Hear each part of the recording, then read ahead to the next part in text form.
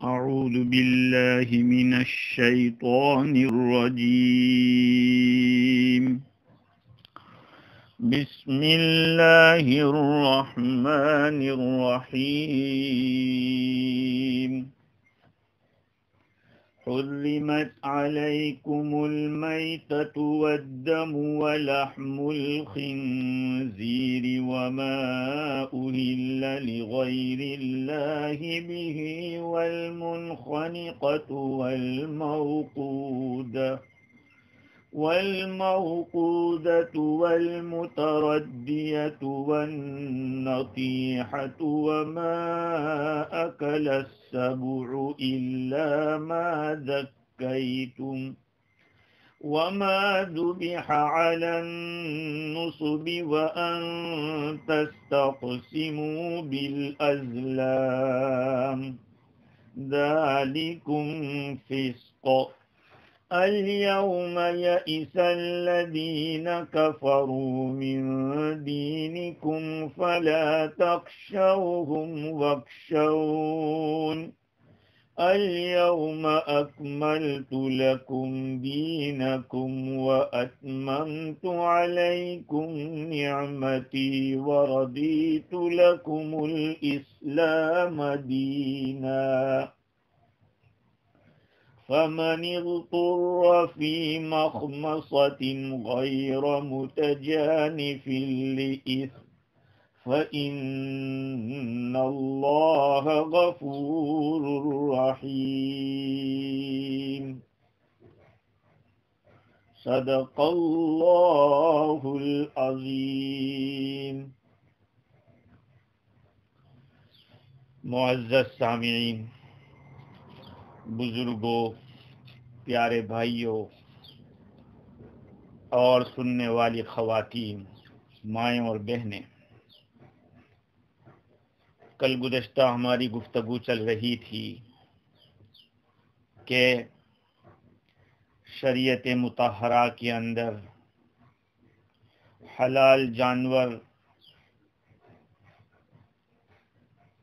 کن کن حالات میں حرام ہو جاتے ہیں. چنانچہ اپنی موت مرنے والا جانور حرام ہوتا ہے،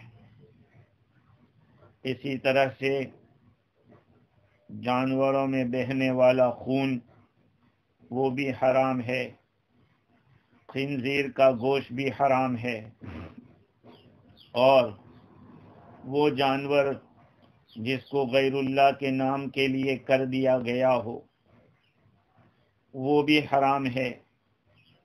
گلا گھونٹ کر جس جانور کو مار دیا گیا ہو، منخنقہ، وہ بھی حرام ہے. اس کے بعد باری آتی ہے والموقوذہ. موقوذہ کے معنی کسی ضرب کے ذریعے جانور کو مار دیا گیا ہو، لکڑی ہے یا پتھر ہے، اتنے زور سے مارے کہ وہ مر جائے. اسی طرح سے شکار کے جانور کو ایسے تیر سے چوٹ لگی کہ جس میں اس کا جو نوکیلا حصہ ہے وہ نہیں لگا، بلکہ ضرب جیسے ڈنڈے کی ضرب ہوتی اس طرح کی ضرب لگی، دھاردار حصہ نہیں لگا، ایسے ہی مر جاوے، تو وہ بھی موقوذہ میں داخل ہے. اور اس کے ساتھ ساتھ بندوق سے اگر مارا ہے وہ بھی اس میں داخل ہے.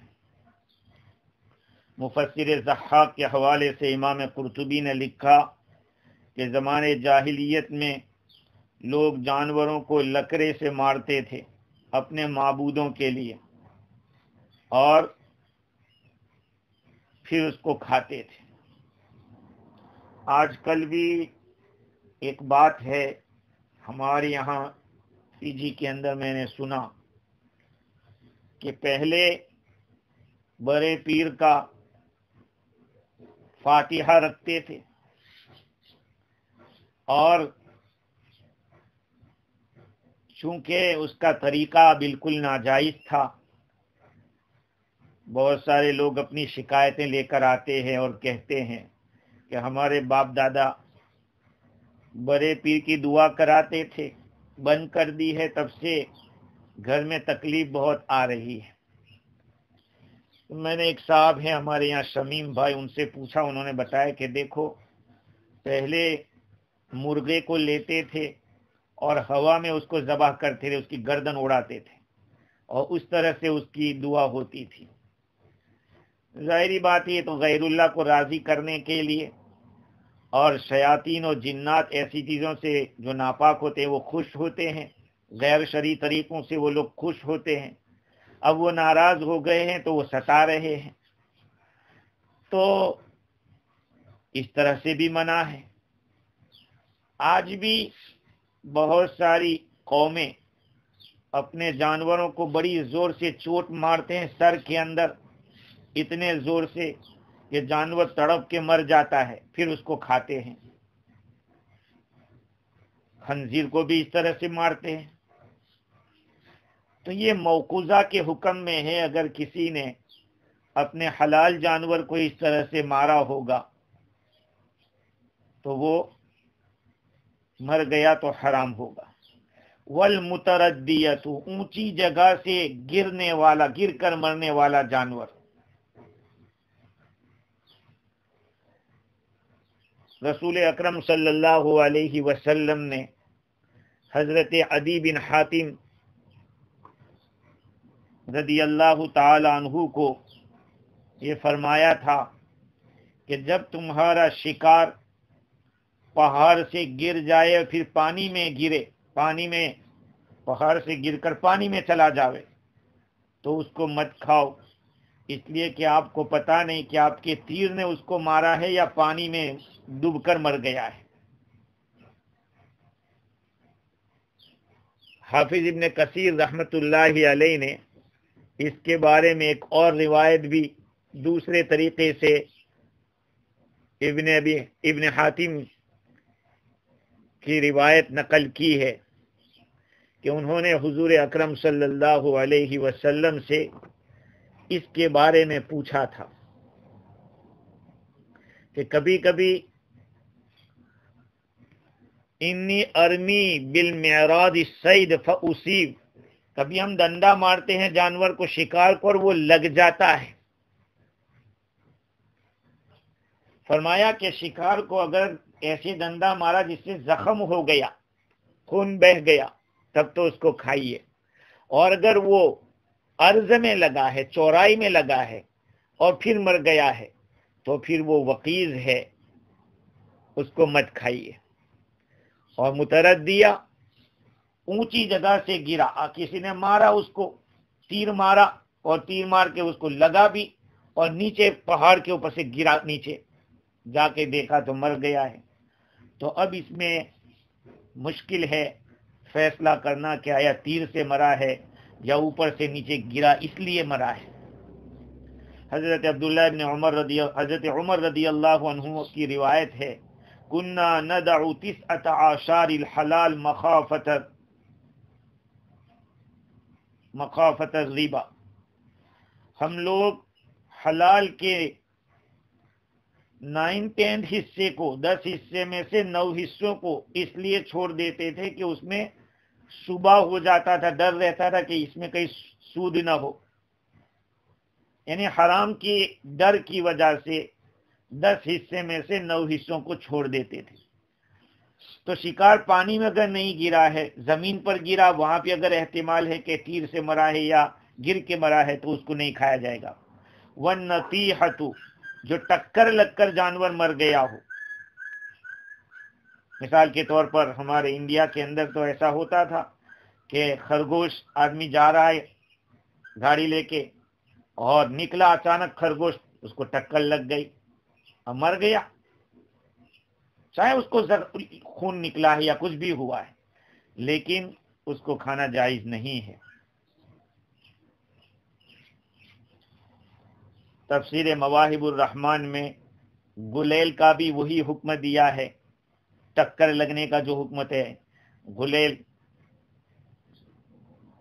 چمڑے کے اندر رسی بنا کر بھی اس میں ایک پتھر ڈال کے مارتے ہیں تو اس میں بھی ضرب ہوتی ہے، اس کو بھی شریعت نے منع کیا. وَالنَّطِيحَةُ وَمَا أَكَلَ السَّبُعُ، اور وہ جانور، اس جانور کو کھانا بھی حرام کیا گیا جس کو درندے نے کھا لیا ہو.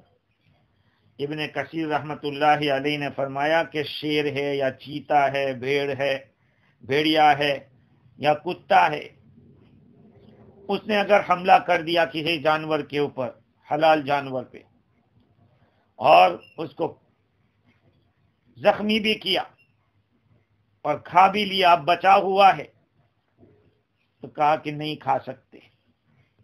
زمانے جاہلیت کے اندر اگر کوئی درندہ کسی چیز کو زخمی کر دیتا اور اس کو قد مار ڈالتا اور جو کچھ بھی بچا رہتا وہ لوگ کھا جاتے تھے. اللہ تعالیٰ نے حرام کر دیا کہ درندے کا جو بچا ہوا ہے وہ اس کو اس طرح سے نہیں کھا سکتے، وہ مر گیا ہے تو. وما اکل السبع الا ما زکیتم، ہاں اگر تم نے اس کو بعد میں چل کے ذبح کر دیا ہے، یہ الا ما زکیتم اصل قید یہاں سمجھنے کی بات ہے. گلا دبا دیا تھا، یا یہ کہ اوپر سے گرا تھا، یا چوٹ لگی تھی، یا ٹکر لگی تھی، درندے نے اس کو دبوچا تھا، مرنے کے قریب ہو گیا اور آدمی وہاں پہنچ گیا چھڑا لے کر، دیکھا کہ ابھی اس میں جان باقی ہے، وہ حرکت کر رہا ہے، تو اس کی گلے کے اوپر چھری چلا دی جائے گی، بسم اللہ اللہ اکبر کہہ کر. اب اس کا کھانا حلال ہے الا ما زکیتم.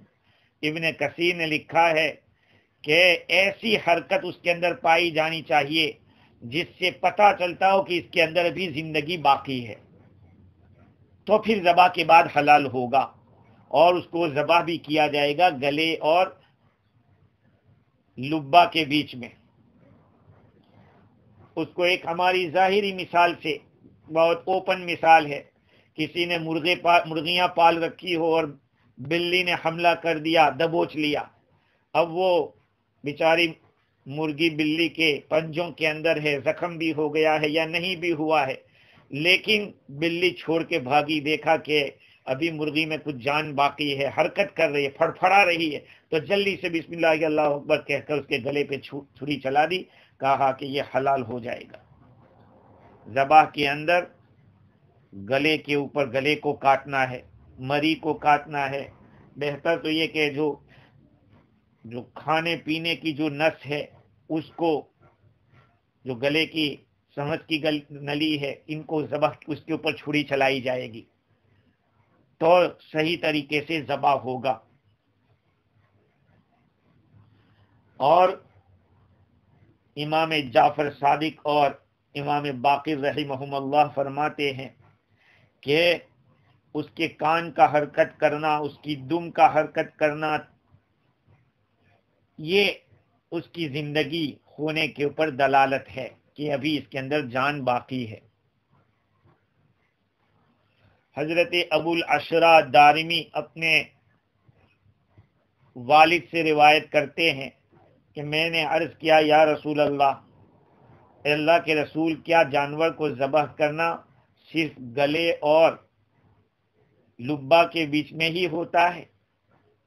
آپ نے فرمایا کہ اگر اس کی تو ران میں بھی زخم کر دے تو چلے گا. امام حافظ ابن کثیر رحمت اللہ علیہ فرماتے کہ یہ اس وقت ہے جبکہ شکاری جانور ہو، یا پھر ایسا ہو سکتا ہے کہ ایک جانور کنویں میں گرا ہے اور کنویں میں سے اس کو نکالنا مشکل ہے، اس کی زندگی باقی ہے، چلا رہا ہے، زور کر رہا ہے، حرکت کر رہا ہے، اب کنویں کے اندر اترنے جاتے جاتے تو مر جائے گا. تو اگر بسم اللہ اللہ اکبر کہہ کے ایسی صورت میں اگر زخم کر دیا جاوے تو انشاءاللہ اس میں کوئی حرج نہیں ہوگا. باقی جو جانور پالتو ہوتے ہیں ان کو تو گلے کے اوپر ہی ذبح کیا جائے گا، جو شکار کے ہیں اس کے حالات، اس کے احوال الگ ہیں. تو اللہ تعالیٰ نے یہ جو گلا گھونٹ کر مار دیا جاوے اسی طرح سے ضرب سے یا گر کے مرا ہو، ٹکر لگی ہو اور جانور نے پکڑ لیا ہو، کھا لیا ہو، ان تمام صورتوں میں اگر جان باقی ہے تب تو اس کو ذبح کیا جائے گا، اور اگر جان باقی نہیں ہے تو وہ مردار ہے۔ الا ما زکیتم وما ذبح علی النصب، اس کے ساتھ ساتھ وہ جانور بھی حرام کیے گئے جن کو عبادت گاہوں پر ذبح کیا گیا ہو۔ ایک تو ہوتا ہے صنم اور ایک ہوتا ہے نصب۔ ان دونوں میں فرق یہ ہے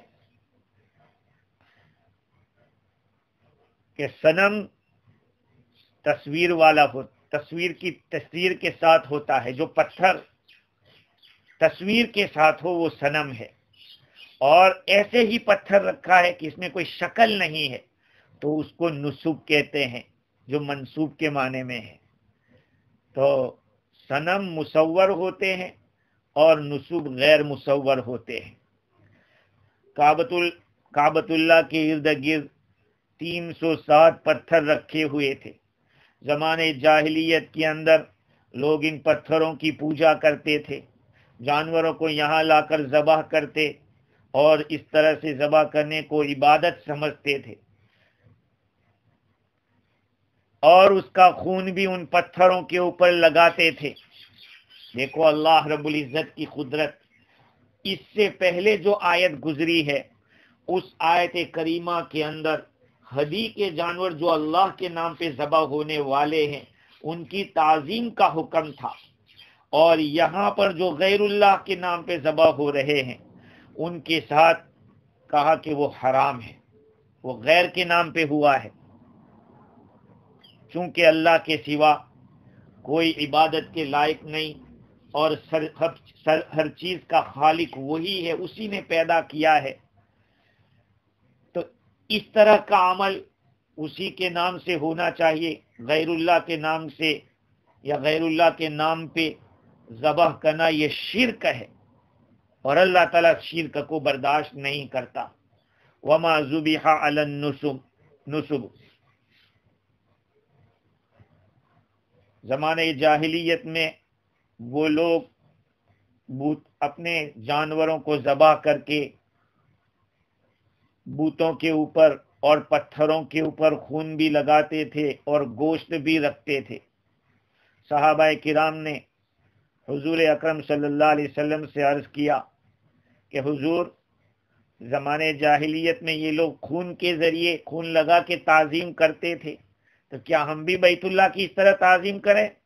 حضور اکرم صلی اللہ علیہ وسلم نے ابھی انکار نہیں کیا تھا کہ اللہ تعالیٰ نے آیت کریمہ نازل فرمائی، لن ینال اللہ لحومها ولا دماؤها ولکن ینالہ التقوی منکم، اللہ تعالیٰ کو ان جانوروں کا گوشت ہرگز نہیں پہنچتا، نہ ان کا خون پہنچتا ہے، لیکن اللہ کو تمہاری پرہیزگاری پہنچتی ہے۔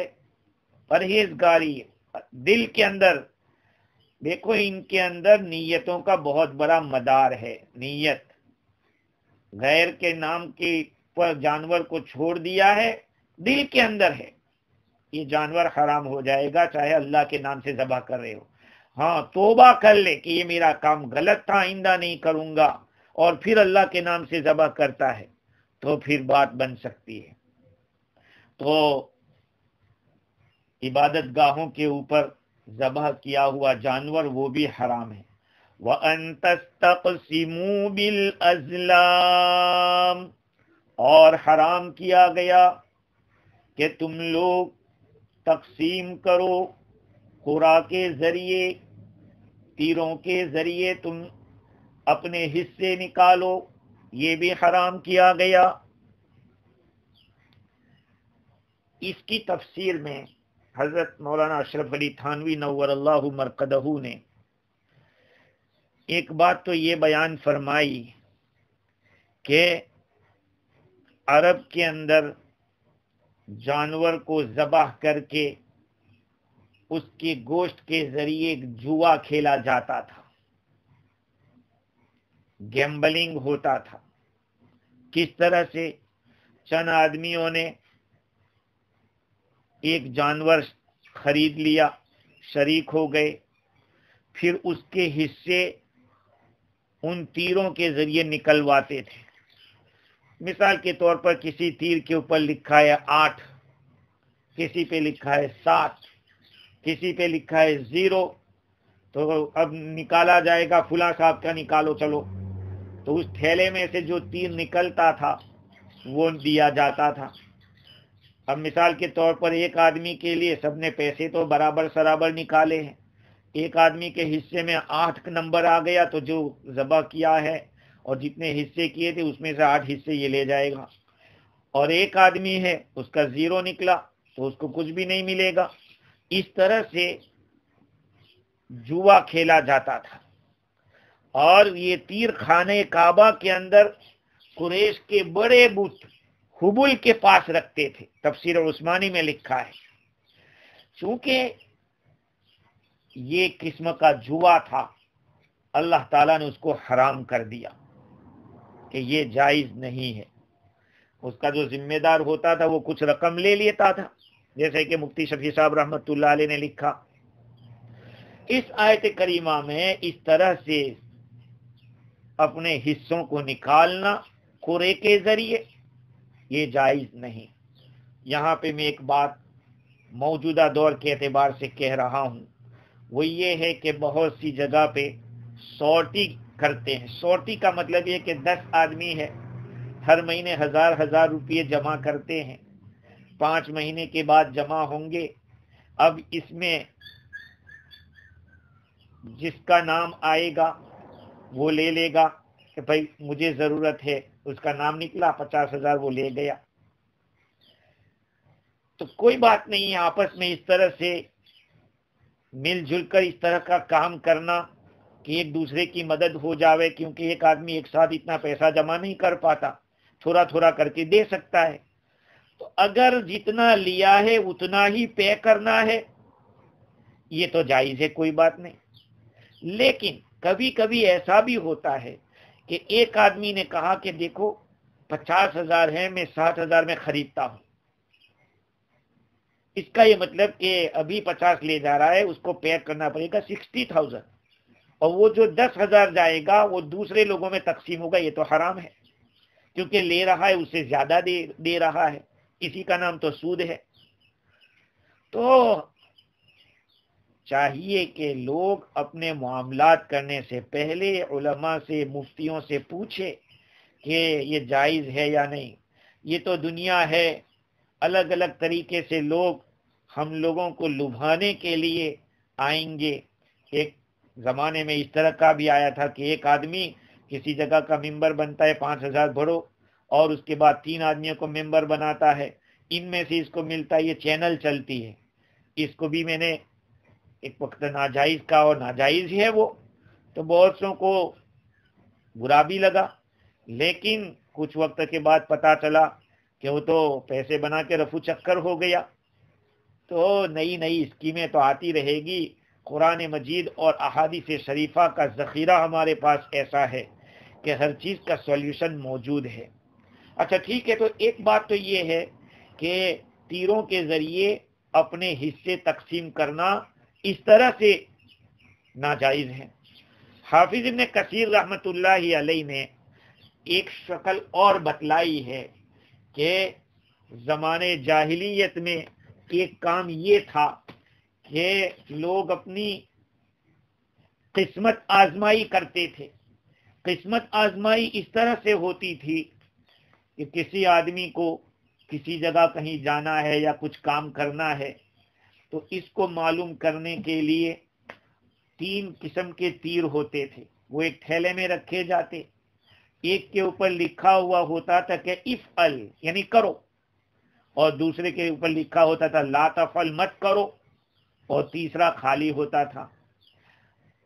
اور بعضوں نے یہ بھی کہا ہے کہ ایک کے اوپر لکھا ہوتا تھا امرنی ربی، میرے رب نے حکم دیا ہے، اور دوسرے پہ لکھا ہوتا نہانی ربی، میرے رب نے منع کیا ہے، اور تیسرا خالی ہوتا تھا. اب اگر کسی کو کچھ کام کرنا ہے اور اس کو اچھالا اگر امرنی ربی والا نکلا تو وہ خوش ہوتا تھا کہ چلو یہ کام مجھے کرنے کی اجازت مل گئی، اور نہانی ہو گیا، نہانی ربی آیا تو اس کو چھوڑ دیا کہ بھائی نہیں کرنا ہے، اگر خالی نکلا تو پھر دوبارہ اچھالتے تھے۔ اس طرح سے لوگ اپنے قسمت آزمائی کرتے تھے، اس کو بھی شریعت نے منع کیا گیا ہے۔ اسلام میں نیک فالی تو جائز ہے، بد فالی جائز نہیں، بید اومن کی اسلام میں اجازت نہیں ہے۔ آپ اچھا گمان تو کر سکتے ہیں، نیک فالی تو لے سکتے ہیں، جیسے کہ حضور اکرم صلی اللہ علیہ وسلم کے پاس صلح حدیبیہ کے موقع پہ جو آدمی آیا تھا، سہل یا سہیل نام تھا، پوچھا کیا نام؟ کہا یہ نام ہے میرا، کہا تب تو معاملہ آسان رہے گا۔ اسی طرح سے اگر کوئی اس طرح اچھا معنی نکلتا ہو اور اس معنی کو اچھے معنی پر محمول کر کے آدمی اچھا گمان رکھے تو اس کی تو گنجائش ہے، بدفالی کی اجازت نہیں ہے۔ بخاری شریف کے حوالے سے ابن کثیر رحمۃ اللہ علیہ نے نقل کیا، آپ صلی اللہ علیہ وسلم جب کعبۃ اللہ میں داخل ہوئے تو وہاں پر دیکھا ابراہیم علیہ السلام کی تصویر اور اسماعیل علیہ السلام کی تصویر، جن کے ہاتھوں میں تیر رکھے ہوئے تھے۔ اللہ کے رسول صلی اللہ علیہ وسلم نے فرمایا قاتلہم اللہ، اللہ ان کو غارت کرے، لقد علموا انہما لم یستقسما بها قط، ان کو پتا ہے کہ حضرت ابراہیم و اسماعیل علیہ السلام نے کبھی بھی اس طرح سے تیر کے ذریعے تقسیم کو طلب نہیں کیا، یا تیروں کے ذریعے کبھی بھی اچھائی برائی کو معلوم نہیں کیا۔ وہیں پر ابن کثیر رحمت اللہ علیہ نے ایک روایت سراقہ بن مالک بن جعشم رضی اللہ تعالی عنہ کی بھی نقل کی ہے، وہ یہ ہے جب میرے اور آپ کے آقا سرکار دو عالم صلی اللہ علیہ وسلم ہجرت فرما کر مدینۃ المنورہ تشریف لے جا رہے تھے، اور ادھر مکہ والوں نے 100 اونٹوں کا اعلان کر رکھا تھا کہ جو ان کو پکڑ کے لائے گا تو ہم اتنا دیں گے۔ یہ سراقہ بن مالک بن جوشم اس وقت مسلمان نہیں ہوئے تھے، یہ اپنا گھوڑا اپنی سواری لے کے دوڑے ہیں اور آقا صلی اللہ علیہ وسلم کو دیکھ لیا۔ اس وقت انہوں نے تیر کو نکالا معلوم کرنے کے لیے، اپنی قسمت کو معلوم کرنے کے لیے۔ تو پہلی دفعہ جب نکالا تو ان کا مقصد یہ تھا کہ حل ادرہم ام لا، میں ان کو نقصان پہنچا سکوں گا یا نہیں پہنچا سکوں گا، یہ معلوم کرنا تھا۔ تو پھر نکلا کہ لا ازرہم، لا تدرہم، تو ان کو نقصان نہیں پہنچا سکتا۔ پھر بھی انہوں نے سوچا کہ نہیں مجھے پھر جانا چاہیے، دوبارہ انہوں نے قسمت آزمائی، تیسری دفعہ آزمائی، 3 مرتبہ کی، لیکن تینوں مرتبہ ایک ہی جواب آیا۔ بالآخر جو ہونا تھا ہوا، ان کے پاؤں، ان کے گھوڑے کے پاؤں زمین کے اندر دھس گئے اور حضور اکرم صلی اللہ علیہ وسلم سے معافی مانگی۔ لیکن قربان جائے سراپا رحمت ایسی ہستی کے اوپر کہ آپ نے اس وقت بھی اس کو خوشخبری سنا دی کہ سراقہ وہ کیا حال، اس وقت کیا حال ہوگا جبکہ تیرے ہاتھ میں قیصر و کسریٰ کے کنگن ہوں گے، حالانکہ بھی اسلام میں داخل نہیں ہوئے۔ پھر بھی کیا حضور اکرم صلی اللہ علیہ وسلم کی رحمت تھی، آپ نے اس وقت ہی وعدہ کر دیا، جس میں بشارت بھی ہے کہ ایمان یہ لائے گا آگے چل کے۔ خیر، تو میں یہ عرض کر رہا تھا کہ تقسیم اس طرح سے طلب کرنا یا اپنے قسمت کو معلوم کرنا یہ حرام کر دیا گیا۔ اللہ تعالیٰ فرماتے ہیں ذالکم فسق، یہ سب کے سب گناہ کے کام ہے۔ بعضوں نے تو کہا کہ اس طرح سے قسمت آزمائی کرنا تیروں کے ذریعے یہ گناہ کا کام ہے، اور حضرت عبداللہ ابن عباس رضی اللہ عنہ کی روایت ہے کہ اوپر کے جتنے بھی کام کیے، مردار کو کھانا، خون کو اس طرح سے استعمال کرنا، اور اسی طرح سے خنزیر کا گوشت کھانا، خنزیر کے گوشت کے بارے میں تو یہاں تک آیا ہے کہ جو آدمی خنزیر کے گوشت کو کھاتا ہے اس کے سامنے توبہ پیش کی جائے گی، توبہ کرے تو ٹھیک ہے، ورنہ پھر اس کو قتل کیا جائے گا، جیسے کہ کل میں نے عرض کیا تھا۔ اور بھی روایات اس بارے میں آئی ہے کہ خنزیر کے گوشت سے بچنا چاہیے، اور اس سے بنی ہوئی چیزوں کو بھی ہمیں چیک کرنا چاہیے کہ جو چیزیں ہم کھا رہے ہیں وہ کس کس چیز کی اس میں ملاوٹ ہے، اس لیے کہ غذا کے بھی بہت سارے اثرات پڑتے ہیں. غذا کے اثرات ہماری زندگی میں پڑتے ہیں، ہماری باڈی پر پڑتے ہیں، اور اسی سے اخلاق بھی بنتے ہیں. آگے اللہ تعالیٰ فرماتے ہیں اليوم یئس الذین کفروا من دینکم، آج کافر لوگ مایوس ہو چکے ہیں تمہارے دین سے. فلا تخشوہم واخشون، لہذا تم ان سے مت ڈرو، مجھ سے ڈرو. کافی لوگ مایوس ہو چکے ہیں. حضرت جابر رضی اللہ تعالیٰ عنہ کی مرفوع روایت ہے کہ ان الشیطان قد ایس ان یعبدہ المصلون، شیطان اس بات سے تو نا امید ہو گیا کہ نماز پڑھنے والے اس کی عبادت کریں گے، یعنی کھلی عبادت کے اس کو سجدہ کرے یا اس کو نعوذ باللہ رب مانے، اس کو نعوذ باللہ خدا مانے، اس بات میں تو وہ نا امید ہو گیا کہ اتنا کھلا کوئی کفر شرک نہیں کرے گا، خاص طور پر جزیرۃ العرب کے اندر. لیکن ولیکن فی التحریش بینہم، ہاں آپس میں ان کو جھگڑا کرواتا رہے گا. یہ حضور نے فرمایا کہ یہ کرے گا، باقی وہ اس سے تو نا امید ہو چکا ہے کہ یہ لوگ اس کی عبادت کریں. الیوم یئس الذین کفروا من دینکم، اس آیت کریمہ کے نزول کا منظر معارف ادریسی میں اس طرح لکھا ہے کہ جب یہ آیت کریمہ نازل ہوئی تو وہ دن حجۃ الوداع کا تھا، 9ویں ذی الحجہ تھی. میدان عرفات میں آقا صلی اللہ علیہ وسلم اور حجاج صحابہ کرام سب موجود تھے. جمعہ کا دن تھا، عصر کے بعد کا وقت تھا، عصر کا وقت تھا. یہ آیت نازل ہوئی. تقریباً سال کا بھی آخری حصہ، اسے دے کہ ذی الحجہ آخر میں آتا ہے، ہفتے کا بھی آخری دن، جمعہ کا دن ہفتے کا آخری دن ہوتا ہے، اور دن کا بھی آخری وقت ہے، اس لیے کہ عصر کے بعد تو غروب ہی ہوتا ہے، سورج نکلتا ہے، چلتے چلتے پھر غروب سے پہلے جو ہوتا ہے وہ عصر کا وقت ہوتا ہے. تو یہ سب ختم ہونے کے اوقات تھے. اس وقت یہ آیت کریمہ نازل ہوئی. بلکہ یوں بھی اگر کہہ دیں کہ میرے اور آپ کے آقا سرکار دو عالم صلی اللہ علیہ وسلم کی بھی زندگی کے آخری مہینے تھے، کیونکہ اس کے بعد آپ صلی اللہ علیہ وسلم تقریباً 81 ڈیز تک زندہ رہے.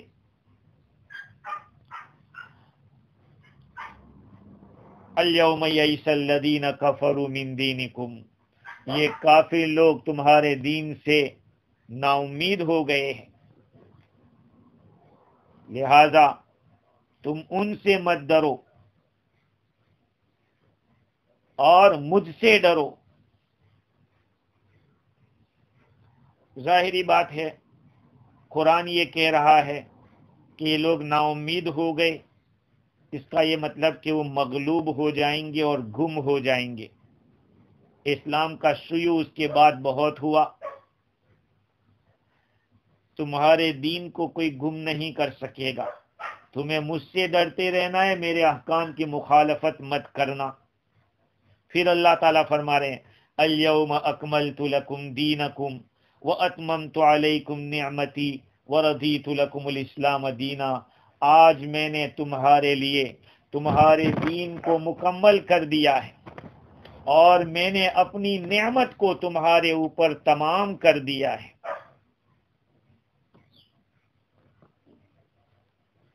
یہ آیت کریمہ بقول حافظ ابن کثیر رحمۃ اللہ علیہ کے اس امت کے اوپر بہت بڑی نعمت ہے. یہ آیت کریمہ اللہ تعالیٰ کی بہت بڑی نعمت ہے، کیونکہ اللہ تعالیٰ نے اس میں اعلان کیا ہے کہ میں نے تمہارے لیے اپنے دین کو مکمل کر دیا، یعنی تمہیں اور کسی دین کی ضرورت نہیں پڑے گی. میں نے دین مکمل کر دیا، تمہیں کسی اور کے پاس گدایانہ ہاتھ پھیلانے کی ضرورت نہیں ہے. تمہارے دین میں ساری چیزیں موجود ہے. اللہ ہمیں معاف کرے۔ آج ہم دوسرے دھرموں کی چیزوں کو للچائی ہوئی نظروں سے دیکھتے ہیں، اور ہم نے بہت ساری چیزوں کو اپنے گھروں کے اندر داخل کر دیا، یہاں تک کہ ہم نے برتھ ڈے منانے کو بھی ایک دین کا حصہ سمجھ لیا۔ اور اب تو نئی نئی باتیں، ذرا ٹھنڈے دماغ سے سوچو میرے عزیزو، مدرس ڈے، فادرس ڈے، اور پتہ نہیں ویلنٹائنس ڈے، یہ سارے ڈے کہاں سے آئے؟ گڈ فرائیڈے، اب بعض لوگ کہتے ہیں کہ بھائی جمعہ مبارک مت لکھو۔ بھائی کیوں نہ لکھے؟ میں تو فتویٰ دیتا ہوں کہ جمعہ مبارک لکھنا جائز ہے، کیونکہ جمعہ مبارک ہے، جمعہ کا دن بہت مبارک ہے۔ تو ہم کسی کو یاد دہانی کر رہے ہیں کہ بھائی جمعہ کا دن تو مبارک ہے، یاد رکھنا، اس میں کچھ غفلت نہ ہو جائے۔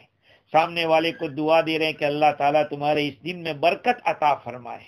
دوسری بات یہ ہے کہ اسلام میں every Friday is good Friday, لیکن کچھ لوگوں نے اپنے اللہ معاف کرے، ہمارے مسلمان بھی اپنے کیلنڈر میں گڈ فرائیڈے لکھتے ہیں۔ ارے ذرا تو عقل سے کام لو اللہ کے بندو، every Friday is good Friday. لیکن غیروں کی دیکھا دیکھی ہم نے بہت ساری چیزیں لے لی۔ قرآن تو کہہ رہا ہے الیوم اکملت لکم دینکم، آج میں نے تمہارے لیے تمہارے دین کو مکمل کر دیا، اور میں نے تمہارے اوپر اپنی نعمت کو تمام کر دیا۔ حضرت عمر رضی اللہ تعالی عنہ جب یہ آیت کریمہ نازل ہوئی تو رونے لگے۔ ابن ابی شیبہ نے انترا سے نقل کیا ہے کہ ان عمر لما نزلت الآیہ بکا، حضرت عمر رضی اللہ عنہ یہ آیت نازل ہوئی تو رو پڑے۔ نبی اکرم صلی اللہ علیہ وسلم نے ارشاد فرمایا ما یبکیک، ارے عمر کیوں رو رہے ہو؟ قال ابکانی، مجھے اس بات نے رلا دیا، انا کننا فی زیادت من دیننا، ہمیں تو ایک امید رہتی تھی کہ دین کے اندر اضافہ ہوتا جائے گا، دین کی باتیں آتی جائے گی، لیکن فما اذا کمل فإنه لم يكمل شيء قط الا نقص، کہا کہ جب مکمل ہو گیا، جب کوئی چیز مکمل ہو جاتی ہے تو اب اس میں نقص آ جاتا ہے۔ نقص کا مطلب یہ ہے کہ اب آگے کوئی چیز آئے گی نہیں، دین مکمل ہو گیا ہے۔ فقال علیہ الصلاۃ والسلام، آقا صلی اللہ علیہ وسلم نے ارشاد فرمایا صدقتا، اے عمر تم نے سچ کہا ہے۔ یہ آیت کریمہ بہت قیمتی ہے۔ ایک یہودی نے حضرت عمر رضی اللہ عنہ سے اور ابن عباس رضی اللہ عنہما سے کہا کہ تم لوگ انکم لتقرؤون آیتن، تم لوگ قرآن مجید میں ایک آیت پڑھتے ہو، لو نزلت علینا، اگر یہ آیت ہم پہ نازل ہوتی، وَنَعْلَمْ ذَلِكَ الْيَوْمِ، اور ہمیں پتہ چل جاتا کہ وہ دن کون سا تھا، اتخذناہ عیدا، ہم اس دن کو عید مناتے، ہمارے تہوار کا دن بنا دیتے۔ فَأَيُّ آیہ، پوچھا کہ بھئی کون سی آیت؟ قال یوم اکملت لکم دینکم واتممت علیکم، حضرت عمر رضی اللہ عنہ نے فرمایا فی ای مکان و ای یوم نزلت، یہ کس دن کس جگہ پہ نازل ہوئی ہم سب جانتے ہیں، عرفے کا دن تھا، جمعہ کا دن تھا، اور ہم لوگ مقام عرفہ کے اندر وقوف کیے ہوئے تھے، آقا صلی اللہ علیہ وسلم کے ساتھ تھے، اور وکلاہما بحمد اللہ عیدنا، اور وہ دونوں کے دونوں، جمعہ کا دن بھی عید کا دن ہے، عرفے کا دن بھی عید ہے، ولا یزال ذلک عیدا للمسلمین، اور ظاہری بات ہے حجی کا حج تو عرفے ہی کے دن ہو جاتا ہے، الحج ہوا عرفہ، حج وہ عرفہ ہی ہے۔ تو دیکھو ان لوگوں نے یہ بات کہی۔ اب ہمیں یہ سمجھنا ہے اللہ رب العزت نے دین تو کہا کہ تمہارا دین میں نے مکمل کر دیا، اور اپنی نعمت کے بارے میں فرمایا کہ میری نعمت تم لوگوں پہ مکمل تمام کر دی۔ ایسا کیوں کہ تمہارا دین اور میری نعمت۔ حافظ ابن قیم رحمت اللہ علیہ کے حوالے سے مفتی شفیع صاحب نور اللہ مرقدہ نے لکھا کہ دین کا ظہور ان اعمال اور افعال کے ذریعے ہوتا ہے جو امت کے افراد کرتے ہیں، اور نعمت کی تکمیل براہ راست حق تعالیٰ کی طرف سے. بھئی نعمتیں حق تعالیٰ کی طرف سے ملتی ہیں، اس لیے نعمت تو اللہ نے اپنی بتایا کہ میں نے اپنی نعمت تم پر تمام کر دی، لیکن تمہارا دین، یہ دین آپ کو دے دیا ہے، اب جتنا آگے بڑھنا ہو عمل کرتے رہیے، آگے بڑھتے رہیے، تمہارا دین ہے. اور کسی بھی قوم کا جو پاور دکھتا ہے، کسی قوم کی جو شان و شوکت دکھتی ہے، وہ بڑی بڑی مسجدوں سے نہیں، بڑی بڑی بلڈنگوں سے نہیں، بلکہ اس قوم کے اعمال سے، اس قوم کے افعال کے ذریعے جو امت کرے گی، اسی سے امت کی، اس قوم کی شان و شوکت ظاہر ہوگی. تو اللہ تعالیٰ نے یہ فرمایا کہ آج میں نے تمہارے لیے تمہارا دین پورا کر دیا، دین کے جو احکام اور فرائض کو آج پورا کر دیا. اس کے بعد کوئی حلال اور حرام کا حکم نہیں اترا. وہی تو آئی لیکن حلال اور حرام کا حکم نہیں. ایک آیت کریمہ سب سے آخر میں جو آیت اتری ہے، وَاتَّقُوا يَوْمًا تُرْجَعُونَ فِيهِ إِلَى اللَّهِ، تم لوگ ڈرو اس دن سے جس دن تم اللہ کی طرف لوٹائے جاؤ گے. حضور اکرم صلی اللہ علیہ وسلم پر یہ آیت کریمہ نازل ہوئی، اس کے بعد تقریباً 9 راتیں آقا صلی اللہ علیہ وسلم زندہ رہ کر ربیع الاول کی 12 تاریخ کو وفات پا گئے صلی اللہ علیہ وآلہ وسلم. یہ ہے، کوئی حلال حرام کی آیت اس کے بعد نہیں اتری. تو دیکھیے 2 چیزیں ہمیں سمجھنی ہے، ایک ہے اکمال اور ایک ہے اتمام. الیوم اکملت لکم دینکم، تمہارے دین کو میں نے مکمل کر دیا. اکمال اس کو کہتے ہیں کہ جس سے جو پرپز ہے، جو مقصد ہے، وہ پورا ہو جاوے. اور اتمام اس کو کہتے ہیں کہ دوسری چیز کی ضرورت اور حاجت نہ رہے. تو اکمال کے ساتھ دین کا لفظ ہے اور اتمام کے ساتھ نعمت کا لفظ. تو دونوں کے درمیان ایک فرق ہے. دین حق اور نعمت الہی کا انتہا ہو گیا. اس سے مراد یہ ہے اکمال قوت میں بھی، جس سے کفار کو مایوسی ہوئی، اور احکام و قواعد میں بھی. مطلب یہ ہے کہ یہ مکمل ہو گیا ہے، اب آگے احکام اور قواعد نہیں آئیں گے. لہذا کوئی بھی مسئلہ آپ کو چاہیے تو قرآن مجید میں یا حضور اکرم صلی اللہ علیہ وسلم کی اس کی ایکسپلینیشن جو کی ہے، اس میں آپ کو یا تو کلیئرلی ملے گا، یا یہ کہ آپ کو اس کو تلاش کرنا پڑے گا. اپنی طرف سے کوئی آدمی نہیں کہہ سکتا. اسی کو کہتے ہیں کہ بھئی قیاس کرنا پڑے گا، مسئلے کو اندر سے نکالنا پڑے گا. اب جیسے کہ بہت سارے لوگ کہتے ہیں کہ انشورنس حضور کے زمانے میں نہیں تھا، لہذا انشورنس کے بارے میں شریعت میں کوئی حکم نہیں آیا. کون کہتا ہے نہیں آیا؟ آیا ہے. بھئی انٹریسٹ کس کو کہتے ہیں؟ گیمبلنگ کس کو کہتے ہیں؟ انٹریسٹ اس کو کہتے ہیں کہ آپ نے $100 لیے ہیں اور آپ کو 125 دینے ہیں. ایسا ہی تو ہوتا ہے انشورنس میں کہ ایک آدمی ہفتے کے $10 بھر رہا تھا، انشورنس تھا، اس نے ابھی $85 بھرے تھے اور گاڑی کو ٹکر لگی، $500 کا نقصان ہوا. اب انشورنس کمپنی آپ کو دے گی $500. یہ 500 میں سے 450 کہاں سے آئے؟ کیسے آ گئے؟ اور ایک آدمی ہے سال بھر انشورنس بھرتا رہا، سال میں کوئی بھی نقصان نہیں ہوا، تو سال بھر میں جو بھرے تھے وہ کہاں گئے؟ جوا کھیلنے والا بھی پیسے ڈالتا ہے، کبھی لگ جاتا ہے کبھی چلا جاتا ہے. تو یہ اسلام ہے. اسلام کے اندر آپ کوئی بھی مسئلہ لے کر آئیں گے، انشاءاللہ العزیز آپ کو اس کا سولوشن ملے گا. دین مکمل ہو گیا ہے. لہذا کسی بھی نئی بات کو لا کر اپنی طرف سے کہنا کہ اللہ کے نبی نے کیا تھا یا قرآن میں، کہاں ہے؟ قرآن میں دکھانا پڑے گا. دین مکمل ہو گیا ہے۔ اگر آپ نے کسی بات کو اپنی طرف سے نکال کر کہا تو یہ سمجھو نعوذ باللہ ثم نعوذ باللہ آپ نے حضور اکرم صلی اللہ علیہ وسلم کے اوپر الزام لگایا کہ یہ بات حضور نے بتائی نہیں۔ اللہ کے نبی نے پورا دین جوں کا تو پہنچا دیا ہے۔ خیر، الیوم اکملت لکم دینکم، آج مکمل کر دیا۔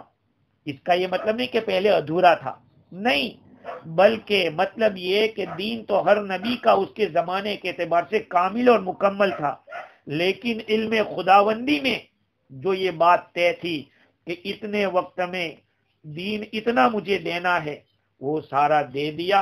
اب اس میں کوئی کینسلیشن والی بات نہیں چلے گی۔ اللہ تعالیٰ کو جتنا دین پہنچانا تھا امت کے لیے وہ اللہ تعالیٰ نے دے دیا۔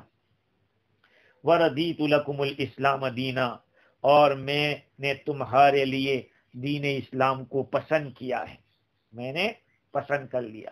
حضرت جابر بن عبداللہ رضی اللہ تعالیٰ عنہ فرماتے ہیں، میں نے آقا صلی اللہ علیہ وسلم کو یہ فرماتے ہوئے سنا کہ جبریل امین نے فرمایا، اللہ کے نبی سے عرض کیا کہ اللہ تعالیٰ فرماتے ہیں ھذا دین ارتضیتہ لنفسی، یہ دین میں نے اپنی ذات کے لیے اپنے لیے پسند کیا ہے، یہ دین اسلام، نام بھی اسلام کا، کام بھی اسلام کا۔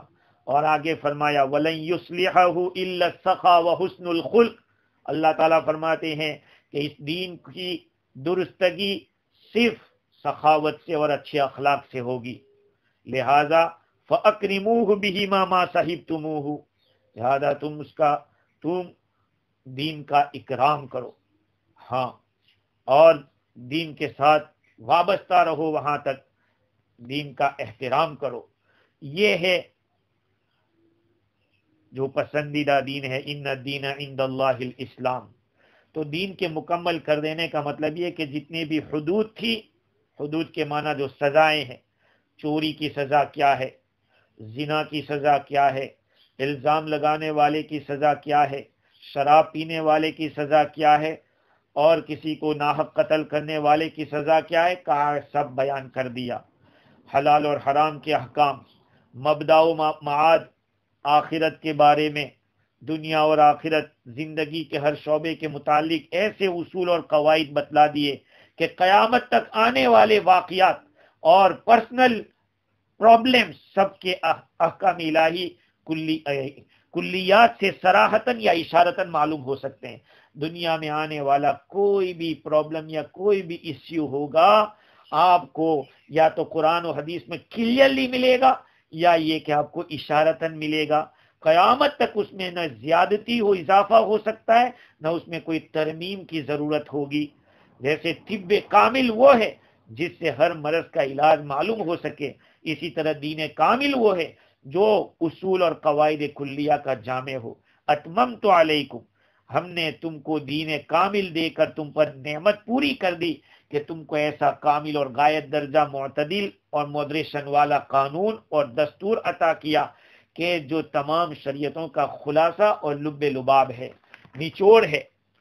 یہ ہے وَرَضِيتُ لَكُمُ الْإِسْلَامَ دِينًا۔ آگے چل کے اللہ رب العزت اوپر جو واقعات بیان ہوئے اس کے بارے میں فَمَنِ اضْطُرَّ فِي مَخْمَصَةٍ غَيْرَ مُتَجَانِفٍ لِإِثْمٍ، اوپر جو جانوروں کے حالات آئے تھے کہ یہ جانور کھانا حلال نہیں، یہ جانور حرام کیا گیا، یہ سب باتیں اللہ تعالیٰ نے اوپر بیان کی۔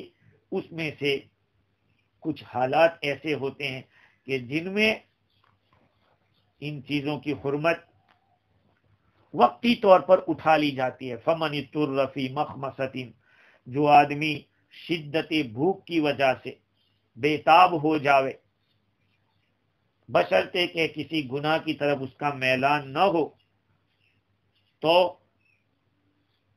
اللہ تعالیٰ معاف کرنے والا اور رحم کرنے والا ہے۔ اس آیت کریمہ بس اس حصے پر انشاءاللہ آئندہ کل گفتگو کریں گے۔ اللہ تعالیٰ ہمیں دین کی بصیرت عطا فرمائے، سمجھ عطا فرمائے اور شرح صدر عطا فرمائے۔ وآخر دعوانا الحمدللہ رب العالمین۔